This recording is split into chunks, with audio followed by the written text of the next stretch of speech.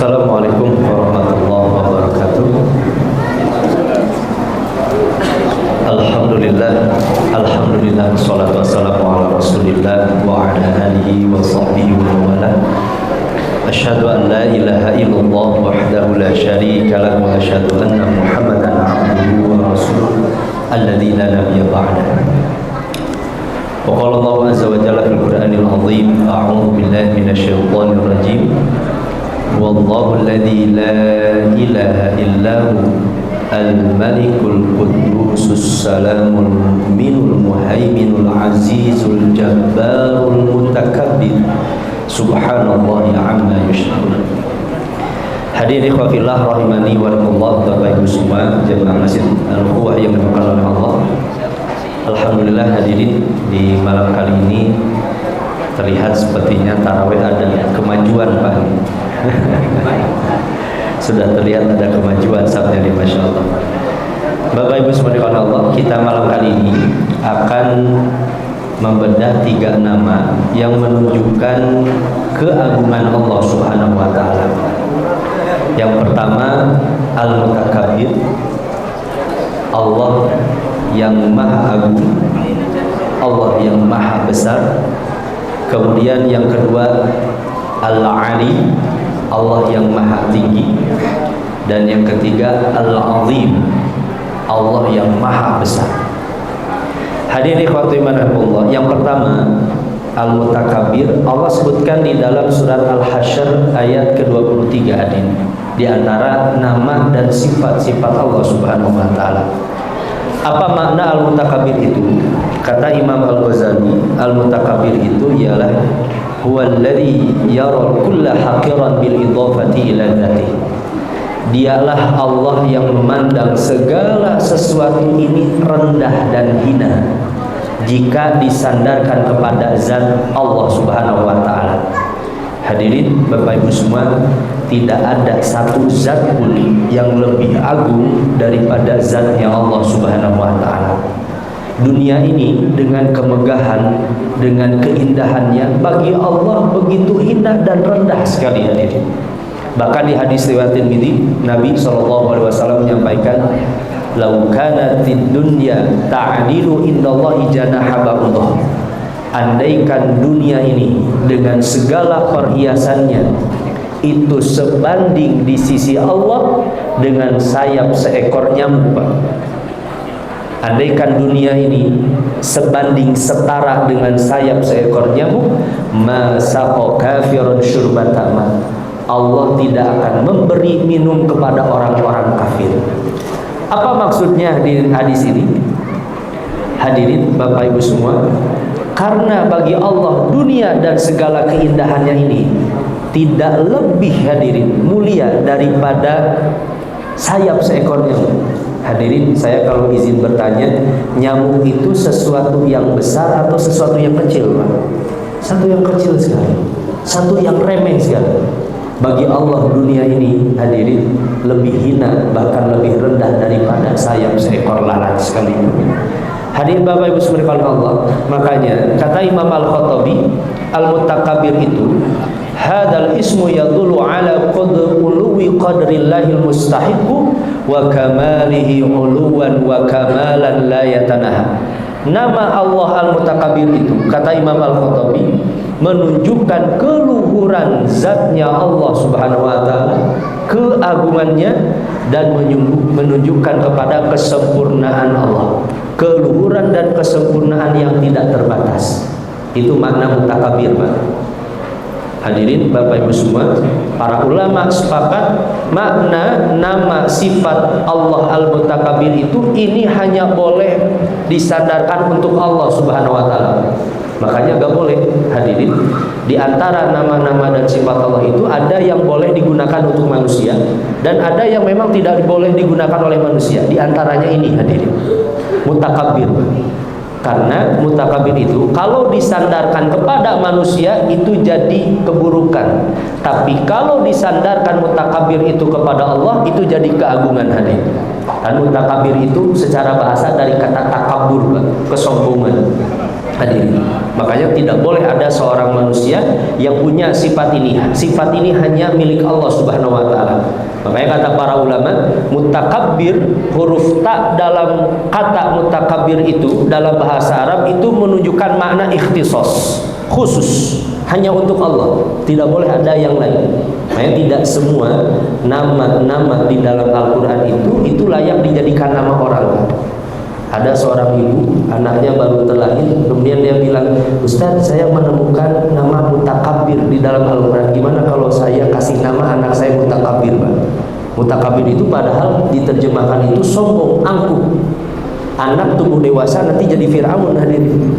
Kalau diberi nama mutakabbir, karena ini hanya milik Allah Subhanahu wa taala. Hadirin Bapak Ibu sekalian oleh Allah, maka siapa saja yang mengenal nama dan sifat Allah Al-Mutakabbir, dia tidak akan pernah angkuh dan sombong sedikit pun. Ini cara mengamalkan Al-Mutakabbir kata para ulama. Karena kemuliaan yang kita miliki hakikatnya adalah, hadirin, kemuliaan yang semu, sedangkan kemuliaan sejati itu hanyalah milik Allah Subhanahu wa taala. Di dalam hadis qudsi Allah pernah berfirman seperti ini, hadirin. Al-izzu izari, kemuliaan itu adalah sarungku, kata Allah. Wal kibriya'u ridai, dan keagungan itu adalah selendangku. Faman yunazi'uni adzabtuhu, siapa yang mencabutnya, mengambilnya. Ada seorang manusia, hadirin, dia angkuh mungkin dengan hartanya, sombong dengan ilmunya, hadirin. Dia merasa besar kepala dengan jabatannya. Siapa yang mengambil sifat itu dariku, kata Allah, azabtuhu, maka aku akan siksa dirinya. Hadirin Bapak Ibu semua, sifat Allah Al-Mutakabbir, ketika kita sudah mengenal nama dan sifat Allah ini, maka tidak boleh di antara kita sedikit pun di dalam hati kita ada kesombongan. Lihat di dalam surat Luqman ayat ke-18 hadirin. Allah ketika berfirman, wala tusa'ir khaddaka lin-nasi wala tamshi fil ardi maraha, janganlah engkau palingkan pipimu dari orang-orang, dalam artian angkuh sombong, tidak mau menghadap berbicara dengan baik. Wala tamshi fil ardi maraha, dan janganlah kalian berjalan di muka bumi ini dengan sombong. Innallaha la yuhibbu kulla mukhtalin fakhur, karena sungguh Allah itu tidak suka kepada orang-orang yang angkuh lagi sombong. Allah sebut bahasanya dengan mukhtal dan fakhur. Kata para ulama tafsir, Bapak Ibu semua, apa bedanya mukhtal dengan fakhur, Pak? Kalau mukhtal itu kesombongan yang terlihat dari gaya, hadirin, gaya berjalan, itu namanya mukhtal. Jadi cara berjalannya, hadirin, kalau bahasa Sunda apa? Legeg, Pak. Bapak Ibu semua tahu nama legeg? Itu mukhtal namanya.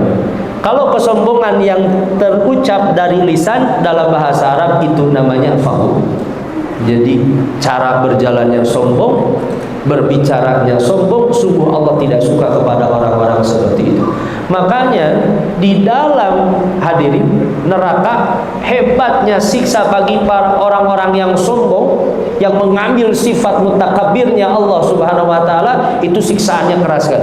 Di hadis riwayat Al-Bazzar, hadirin, Nabi pernah mengatakan, yauma yab'atsu Allahu yaumal qiyamah nasan fi suwari dzur, nanti di hari kiamat ada orang-orang yang dibangkitkan oleh Allah seperti debu-debu kecil, dijadikan debu-debu yang kecil tadi. Yata'uhumun nas bi aqdamihim, mereka akan diinjak-injak oleh manusia, dijadikan kecil oleh Allah Subhanahu.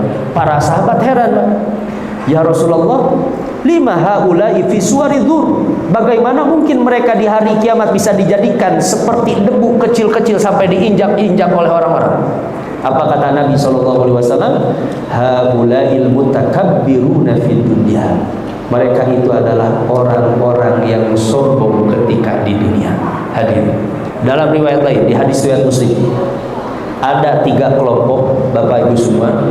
Kata Nabi SAW, mereka tidak akan disucikan oleh Allah, mereka tidak akan, bahkan Allah tidak sudi melihat mereka, bahkan mereka akan mendapatkan siksa yang keras.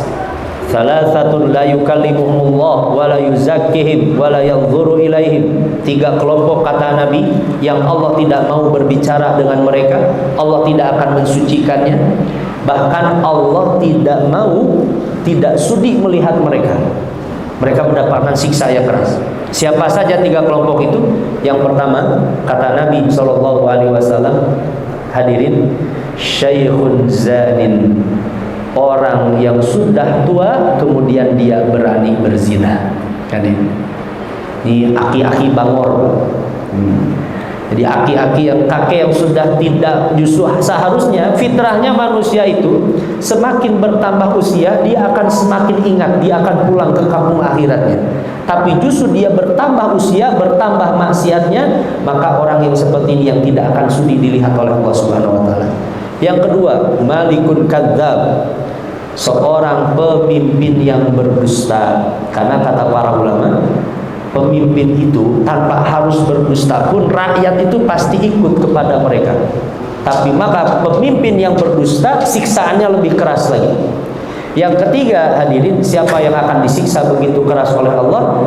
Ailun mustakbir, orang sengsara lagi sombong. Orang kaya yang sombong saja pasti disiksa oleh Allah Subhanahu wa taala, apalagi sudah sengsara kemudian sombong. Ini siksaannya lebih keras lagi, karena biasanya penyakit sombong itu ada di orang-orang kaya deh. Nah, maka orang-orang yang miskin sengsara lagi sombong, siksaannya lebih keras lagi. Hadirin Bapak Ibu subhanahu Allah, siapa saja yang mengenal sifat Allah Al-Mutakabbir, hilangkan sifat kesombongan di dalam hatinya. Bahkan Nabi menyampaikan, di antara sifat penghalang seorang masuk surga itu karena ada kesombongan di dalam hatinya, meskipun sebesar debu. Hadirin, la yadkhulul jannata man kana fi qalbihi mithqalu dzarratin min kibri. Tidak akan masuk surga, kata Nabi, orang yang di dalam hatinya ada kesombongan meskipun sebesar dzarrah. Ada kesombongan. Bayangkan, sekecil debu saja di dalam hati itu bisa jadi penghalang bagi surganya bagi seseorang. Para sahabat ketika itu pun ketakutan, bertanya kepada Nabi, "Ya Rasulullah, inna rajula yuhibbu an yakuna na'luhu hasanatan wa thawbuhu hasanatan." Ya Rasulullah, bagaimana dengan orang yang senang menggunakan pakaian yang bagus? Karena ada orang menggunakan pakaian yang bagus kemudian dia punya kebanggaan. Ada orang yang menggunakan sendal-sendal yang bagus, yang mewah. Apakah itu termasuk sombong? Apa kata Nabi hadir? Ini jadi catatan. Islam itu sebenarnya tidak melarang bagi kita semua menggunakan pakaian yang bagus. Bapak Ibu semua punya kendaraan yang mewah. Islam tidak pernah melarang itu. Lihat apa kata Nabi. Innallaha jamil yuhibbul jamal. Sungguh Allah itu maha indah dan Allah itu mencintai keindahan. Bukan berarti hadirin tadi Allah melarang sombong itu kemudian kita harus berpakaian lusuh, kotor, hadirin compang-camping karena ingin dianggap sebagai orang yang zuhud. Orang yang seperti itu bukan zuhud, Pak, zorok namanya. Hadirin, orang yang justru yang faham Allah itu maha indah dan Allah itu senang keindahan. Nah, kemudian Nabi mengatakan apa yang disebut sombong itu? Al-kibru batrul haq wa ghamtun nas. Yang disebut sombong itu kata Nabi menolak kebenaran. Gak boleh hadirin. Kebenaran itu datang meskipun orang datang dari orang yang lebih muda daripada kita, murid kita, bawahan kita. Selama itu benar, terima kebenaran itu. Yang kedua, yang disebut sombong itu kata Nabi SAW, wa ghamtun nas, merendahkan orang lain. Tidak terlarang Bapak Ibu semua menggunakan pakaian yang mewah, yang mahal, yang branded, hadirin, selama tidak boleh merendahkan orang lain. Kita punya kendaraan yang mewah, kemudian kita menganggap orang lain karena punya kendaraan yang lebih murah dan lebih jelek daripada kita, kemudian kita menganggap diri kita lebih mulia dan dia lebih hina, maka kita sudah dihinggapi penyakit kesombongan. Al-kibru batrul haq wa ghamtun nas. Hadirin Bapak Ibu subhanahu Allah, ini yang pertama. Nama dan sifat Allah yang kedua, yang ketiga. Ini nama dan sifat Allah yang sering kita baca di dalam sholat kita. Ketika kita ruku, hadirin, kita sering mengatakan Subhana rabbiyal azim, Subhana rabbiyal azim. Maha suci Allah yang maha agung. Ketika kita sujud, kita mengucapkan Subhana Rabbiyal A'la. Maha suci Engkau ya Allah, Engkau yang paling tinggi. Hadirin, makanya di dalam Al-Quran selain daripada Al-Ali, ada namanya yang lain Al-Muta'al.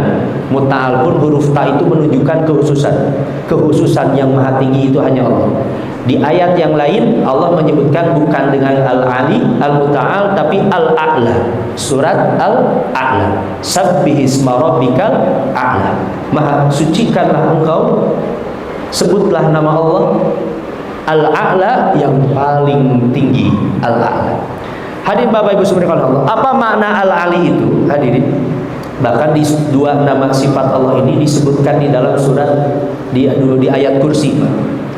Allah kan ketika berfirman, hadirin, Allahu la ilaha illa huwal hayyul qayyum la ta'khudhuhu sinatun wa la naum lahu ma fis samawati wa ma fil ard man dzal ladzi yashfa'u indahu illa bi idnihi ya'lamu ma baina aydihim wa ma khalfahum.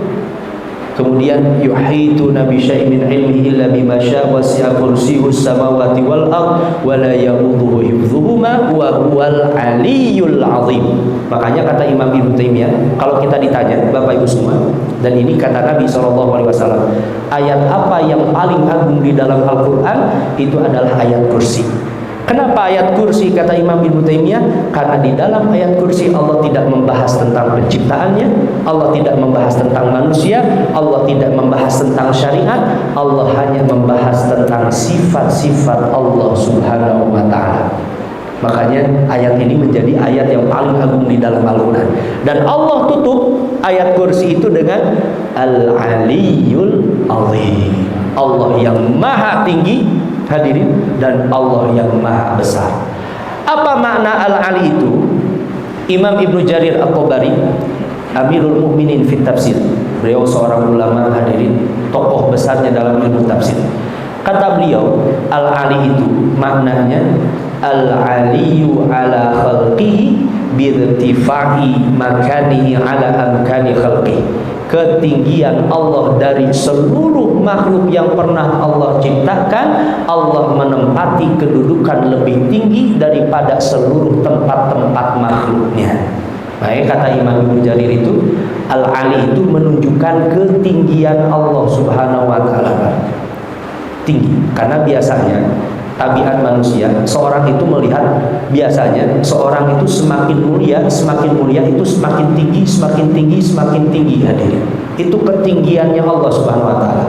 Dan ini jadi dalil Bapak Ibu semua bahwa Allah itu kedudukannya berada di atas seluruh makhluknya. Hadirin, saya tulis di buku saya, Bapak Ibu semua, dalil-dalil Al-Quran termasuk hadis-hadis Nabi SAW dan penjelasan para ulama tentang ketinggiannya Allah Subhanahu wa Ta'ala. Banyak ayat yang menunjukkan bahwa Allah itu lebih tinggi dari seluruh makhluknya. Pertama, surat Al-A'raf ayat 54, hadirin, tsumma stawa 'alal arsy, Allah itu beristiwa di atas arsy. Kedua, di surat Al-Ma'arij ayat ketiga sampai keempat, ta'arujul malaikatu waruhu ilaihi fi yaumin kana miqdaru 50 alfasana. Para malaikat itu naik ke langit, hadirin, satu harinya itu sebanding dengan 50.000 tahun. Satu hari naik malaikat ke langit itu sebanding dengan 50.000 tahun. Begitu tingginya tempat kedudukan malaikat, apalagi kedudukan Allah Subhanahu wa Ta'ala, hadirin. Atau di dalam surat Fatir ayat ke-10, hadirin, man kana yuridul izzata falillahil izzatu jami'an ilaihi yas'adul kalimut thayyib wal amalus shalih. Kalimat-kalimat mulia kita, Bapak Ibu semua, barusan kita beristighfar, mengucapkan subhanallah, mengucapkan alhamdulillah. Kata Allah di dalam Al-Quran, kalimat-kalimat itu akan naik ke langit beserta amal-amal shalih kita naik ke langit. Ini menunjukkan bahwa kedudukan Allah itu lebih tinggi daripada seluruh makhluknya. Hadirin, seperti apa ketinggian Allah dan di mana posisi Allah, itu yang tidak akan mungkin hadir dijangkau oleh akal manusia, yang itu di luar dari kemampuan akal kita. Jangankan kedudukannya Allah, hadirin, hari ini bintang yang paling terjauh, Bapak Ibu semua, saya baca satu artikel itu, namanya bintang Erlander. Itu jaraknya, itu pun bintang yang memang baru ditemukan Pak, yang bisa jadi ada bintang yang lebih jauh lagi. Itu jaraknya 28 miliar tahun cahaya. 1 tahun cahaya itu kurang lebih sebanding dengan 9 triliun kilometer. Saya ulangi lagi Pak, bintang kalender itu tingginya 28 miliar tahun cahaya. 1 tahun cahaya itu sebanding kurang lebih 9 triliun kilometer. Bapak-bapak kalau naik beca ke bintang kalender kira-kira nyampe kapan Pak? Begitu tingginya, hadirin. Seperti apa ketinggian Allah? Itu yang berada di luar akal manusia. Karena ketinggian Allah itu tidak akan terhitung dan tidak akan terbatas. Hadirin, ini menunjukkan kemuliaan Allah. Yang terakhir, hadirin ikhwati iman, Allah itu bukan hanya maha tinggi, tapi Allah itu Al-Azim, maha besar. 9 kali Allah menyebutkan di dalam Al-Quran kata azim. Hadirin, Allah sebutkan. Apa makna azim itu? Orang Arab, hadirin, kalau melihat sesuatu yang besar, mereka akan mengatakan azim. Mereka melihat gajah yang besar, mereka akan mengatakan azim. Matahari yang besar, mereka akan mengatakan azim. Azim ini ingin menunjukkan kebesaran zat Allah dan tidak akan ada yang lebih besar daripada zat Allah Subhanahu wa taala. Makanya ketika kita sholat, kita mengucapkan Allahu Akbar. Allah yang zat yang paling besar. Seperti apa kebesaran Allah Subhanahu wa taala? Jangankan zat Allah, hadirin. Malaikat Allah saja. Saya ambil contoh, Pak. Malaikat pembawa arasy. Bapak Ibu semua, di hadis riwayat Tirmidzi kan Nabi mengatakan seperti ini, udzina li an uhaditsa an malakin min malaikatillah. Aku diizinkan oleh Allah untuk memberitahu salah satu di antara malaikat-malaikat Allah, yaitu malaikat pembawa arasy. Malaikat pembawa arasy itu besarnya, hadirin, baina udhunihi ila atikihi, jarak antara 2 kupingnya ke pundaknya saja itu sejarak masiratu sab'u mi'ati am. Dari ujung kuping sampai pundaknya saja kata Nabi itu sejarak 700 tahun perjalanan. Itu besarnya malaikat pembawa arasy. Sedangkan di dalam Al-Quran ada 8 malaikat yang membawa arasy Allah. Yahmilu arsya rabbika yawma idhin fawqahum yawma idhin thamaniyah. Ada 8 malaikat pembawa arasy Allah. 1 malaikat pembawa arasy saja besarnya seperti itu Pak. Kira-kira besarnya seperti apa zat Allah? Jangankan dibandingkan dengan arasy-Nya Allah, jangankan dibandingkan dengan kursinya Allah. Yang di ayat kursi Allah sebutkan tadi, wasi'a kursiyuhus samawati wal ard. Kursinya Allah itu meliputi langit dan bumi. Langit yang belum, hadirin, hari ini ditemukan mana ujung langitnya saja, begitu luas besarnya, luar biasa. Hadirin, kursi Allah lebih besar daripada langit. Arasy-Nya Allah lebih besar daripada kursinya Allah Subhanahu wa taala. Sampai kata Syekh Utsaimin di satu riwayat, hadirin, perbandingan antara kursinya Allah dengan alam semesta yang Allah ciptakan itu, Bapak Ibu semua, kalau ada di padang pasir yang sangat luas, kemudian kita menemukan satu lubang kecil, maka lubang kecil itu adalah alam semesta yang Allah ciptakan, dan padang pasir yang ribuan kilometer itulah kursinya Allah Subhanahu wa taala. Begitu pula perbandingannya antara kursinya Allah dengan arasy-Nya Allah Subhanahu wa taala. Arasy-Nya Allah dengan kursinya Allah seperti lubang kecil di padang pasir yang sangat luas. Lubang kecil itu adalah kursinya Allah, dan padang pasir yang ribuan kilometer itu adalah arasy-Nya Allah Subhanahu wa taala. Hadirin Bapak Ibu semua, jangankan dibandingkan dengan zat Allah, Pak. Arasy-Nya Allah, kursinya Allah, hadirin, alam semesta kita ini di hadapan Allah kecilnya seperti apa, Pak? Lantas kemudian ada orang yang sombong, Pak, ketika di dunia. Hadirin, dia sombong dengan hartanya, dia sombong dengan ilmunya, dia sombong dengan jabatannya. Maka wajar, hadirin, ketika kesombongan itu ada di dalam hati manusia, Allah haramkan dia masuk ke dalam surga, karena tidak pantas sekali seorang hamba itu memiliki sifat sombong. Al-Azim itu hanya milik Allah Subhanahu wa taala. Lihat di dalam surat Al-Haqqah, hadirin, bagaimana siksaan Allah kepada orang-orang yang tidak beriman kepada Allah. Al-Azim. khuduhu fagullu thummal jahima sallu thumma fi silsilatin dhar'uha sab'una dhira'an fasluku. Kata Allah, ambil, seret mereka, pegang mereka. Kata Imam Ibnu Katsir, ketika Allah perintahkan khudhu, ibtadarahu sab'una alfan minal malaikah, ada 70.000 malaikat bergerak ketika diperintahkan oleh Allah. Yang satu malaikatnya saja, kata Imam Ibnu Katsir, itu bisa melemparkan 70.000 penghuni neraka ke dalam api neraka. Satu malaikatnya. Allah sampaikan, seret mereka, pegang mereka, celupkan mereka terus menerus ke dalam neraka jahim, kata Allah. Kemudian rantai mereka dengan rantai yang sepanjang 70 hasta, sab'una dhira'an fasluhu. Rantainya itu sepanjang 70 hasta. Kemudian Allah sebutkan, perhatikan ayat selanjutnya, innahu kana la yu'minu billahil azim. Karena sungguh mereka ketika di dunia mereka tidak beriman kepada Allah al-azim, hadirin, yang maha besar. Makanya lihat Pak, ketika kita ruku, kita merendahkan, hadirin, hati kita, jiwa kita, kepala kita yang paling mulia. Kemudian kita mengatakan subhana rabbiyal azim, maha suci Allah, engkau al-azim, Allah yang maha besar. Hadirin Bapak Ibu sekalian Allah, kata Imam Al-Asbahani, beliau mengatakan seperti ini, hadirin, azimnya, agungnya Allah Subhanahu wa Ta'ala itu meliputi segala aspek. Kalau seorang manusia, hadirin, itu mulia, mungkin hanya satu aspek saja. Kenapa dia mulia? Mungkin dia karena punya harta yang banyak. Tapi bisa jadi dia tidak punya ilmu, dia tidak punya jabatan. Ada orang, hadirin, dia mulia kenapa? Karena mungkin punya ilmu, tapi dia tidak punya harta, dia tidak punya jabatan. Atau orang lain, setiap manusia itu mulia itu hanya karena satu sifat saja. Sedangkan Allah Subhanahu wa Ta'ala itu agung dari seluruh sifatnya. Makanya kata beliau, fayan bagi liman arafa haqqa 'azamatillah, siapa saja yang mengenal keagungan Allah Subhanahu wa Ta'ala, la yatakallamu bi kalimatin la yaqrahuha Allah wa la yartakiba ma'siyatan la yardaha Allah.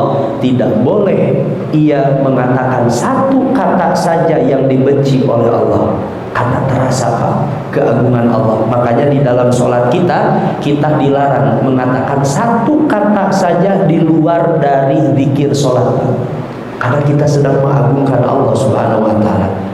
Tidak boleh orang yang mengenal Allah Al-Azim dia berani bermaksiat sekecil apapun karena terasa keagungan Allah Subhanahu wa Ta'ala. Ada seorang penyair mengatakan seperti ini, indah sekali perkataannya. La tanzur ila sighari dhanbik walakin nanzur liman asaita. Janganlah engkau lihat kecilnya dosa yang kamu lakukan, tapi lihatlah kepada siapa kamu bermaksiat. Kepada Allah Al-Azim, Allah Al-Ali, Allah Al-Mutakabbir, Allah Al-Jabbar, Allah Al-Qahar, kepada zat Allah yang maha. Hadirin Bapak Ibu sekalian Allah, sebagai penutup, hadirin, cara mengamalkan Al-Azim, di nama-nama dan sifat Allah itu, kata para ulama itu ada cara mengamalkannya, Pak. Kalau Al-Mutakabbir, cara mengamalkannya, jadilah kita menjadi orang-orang yang rendah hati, jangan sombong, hadirin, karena seluruh kemuliaan kita milik Allah.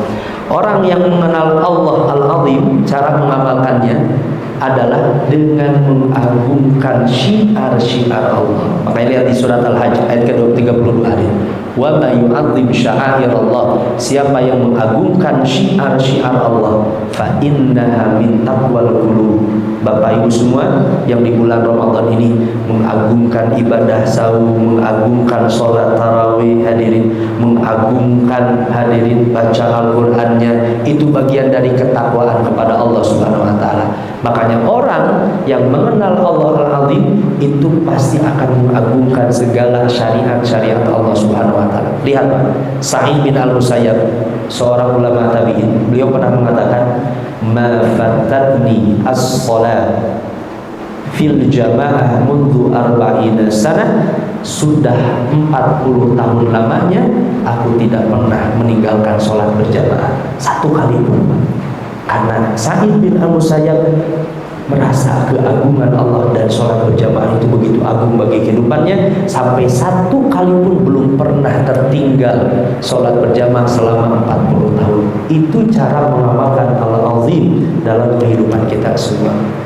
Wallahu a'lam bishawab. Hadirin Bapak Ibu subhanallah, hanya itu yang bisa saya sampaikan. Ini di antara makna al-mutakabbir, al-azim dan al-ali. Hadirin, para ulama membahas dalam kitab-kitab mereka ini lebih rumit sekali, panjang sekali, luar biasa. Ini saya hanya sekilas saja apa yang disebutkan oleh para ulama. Semoga jadi inspirasi untuk amal soleh kita semua dan jadi dorongan kekuatan keimanan kita semua.